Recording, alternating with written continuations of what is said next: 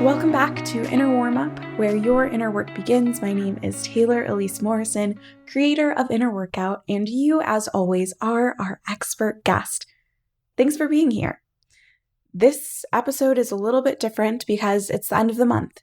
If you're not familiar, the end of the month are deep stretch episodes where I don't interview you like I normally do.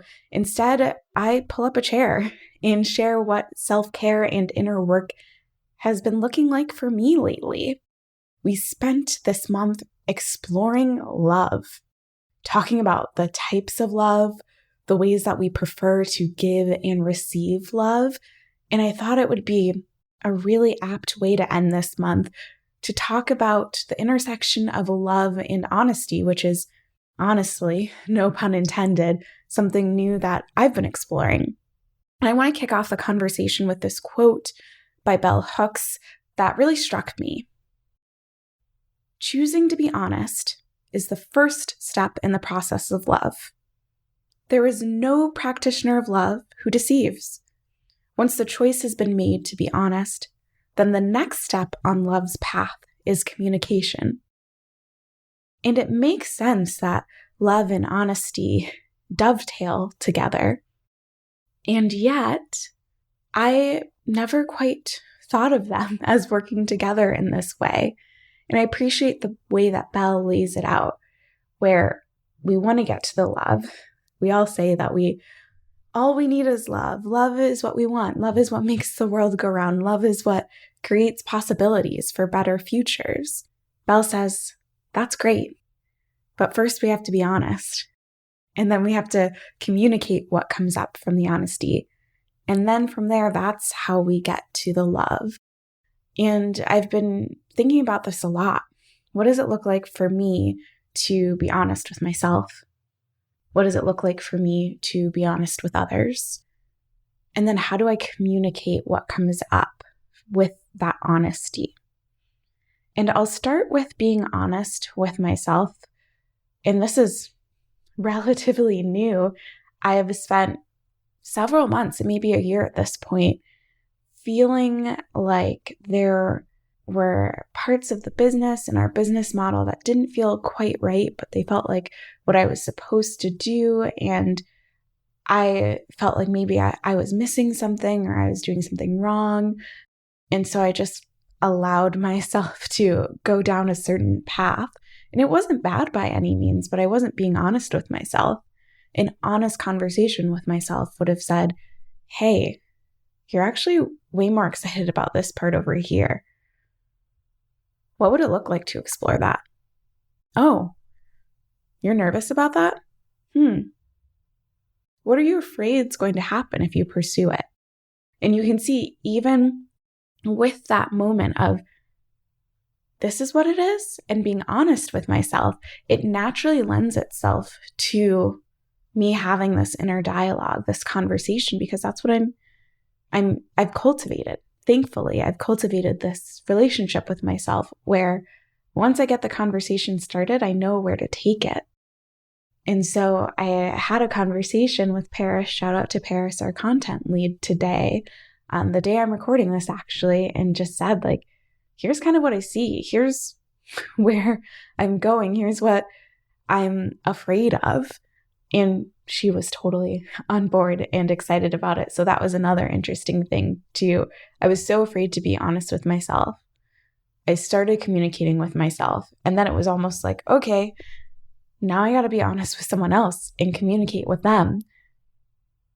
What if it isn't well received? What's going to happen? And so seeing this concept, this model, these layers that Belle talks about makes a lot of sense for me as well, and looking at, okay, where do I block opportunities for love?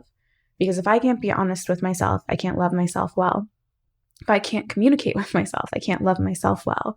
And even if I get to the point where within myself, I have this container of self-love, but the things that I'm talking about and communicating internally involve other people, until I can be honest with them and communicate with them, there's not going to be that flow of love that you'd want there to be. So that was one example that feels really relevant for me. But I also thought of other ways where I'm continuing to develop honesty with myself, and I wonder if any of these resonate. Things that I feel like shouldn't matter to me, but they do matter to me. It could be something as simple as, I really like a cheesy TV show, or I feel a lot better if I paint my nails early on in the week. And I can tell myself, well, that's frivolous, that doesn't matter, or that show is a waste of time. Right now I'm watching Love is Blind. Or I could just allow myself to enjoy it. You can allow yourself to enjoy things too. And along those lines, being honest about the things that you want. So maybe there's things that you feel like you shouldn't want. You shouldn't indulge in that show. You shouldn't read the light, fluffy beach read. You should be reading like the deep, hard-hitting journalism book or historical look back or memoir. But it's also being honest about the things that you know that you do want. I do want to be in a relationship, or I do want to quit my job, or I do just want to feel a little bit more space in my days. There's power in you just being able to admit, these are the things that I want. These are the things that I don't want. These are the things that are feeling really good. These are the things that aren't feeling really good. And then it leads you into that communication. Remember, Bell says, we start with the honesty. And then the next step on love's path is the communication. So communicating with yourself can be, if you know that you want more space in your weekend, it could be saying, okay, you know what? I'm not going to make Sunday morning plans anymore. I'm not going to go to Sunday brunch because my Sunday mornings are too precious to me. So you already know exactly what you need. Or you know that you feel good if you get up and stretch for 5 minutes in the afternoon. That's that loving response. Could be making a change. It could be just giving yourself space to explore further. So if you know this doesn't feel good right now, but you don't know what feels good, and giving yourself permission to say, okay, what are the other options? This is the way I've always thought it should be. This is the way I've been told that things should be. But how else might I approach this? What if I didn't do my morning, even there, I said morning workout. What if I didn't work out in the morning? What if I did it over lunch? What if there were some days that I didn't do a regimented workout at all? What are my options? And just giving yourself space and permission to explore them. And sometimes in communicating with yourself, it's helpful to have a coach, a guide, a facilitator to help you have that conversation with yourself.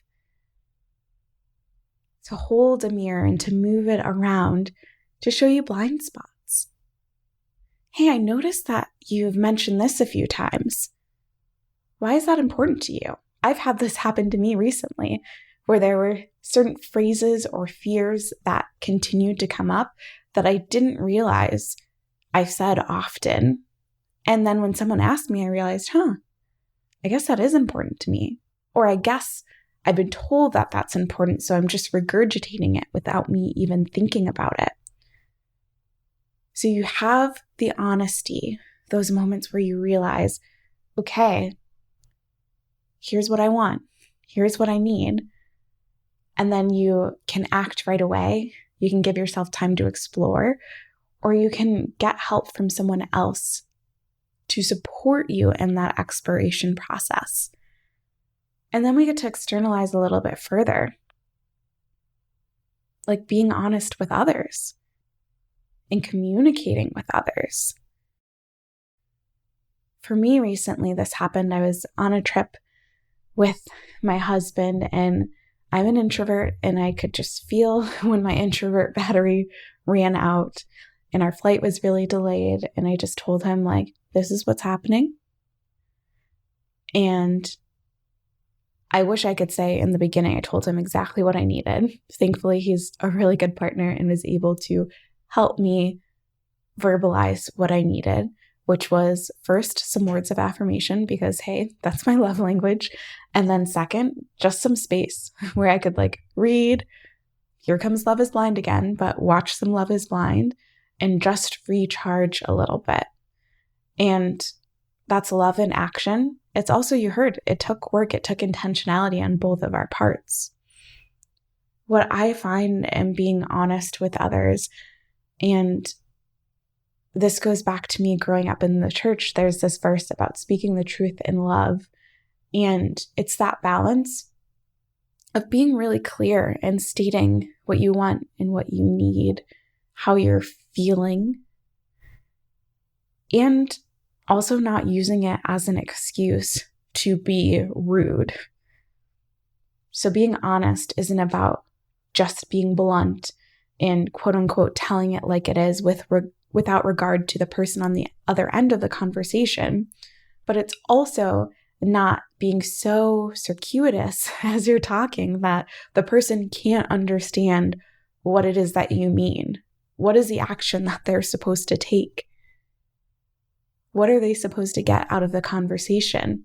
And so I want you to think, as you begin to be honest with others, what's that balance between being really truthful for both of your benefit, but also being really loving without clouding the message either way? Because if you're very rude, if you're overly blunt, that's going to overshadow your message.